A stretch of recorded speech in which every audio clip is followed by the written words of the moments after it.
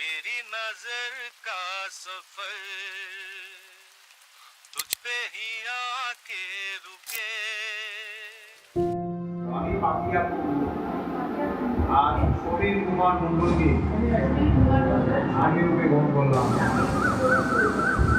গানে গানে যদি তোমার মনের কথা আমার মনের কাছে পৌঁছে যায়,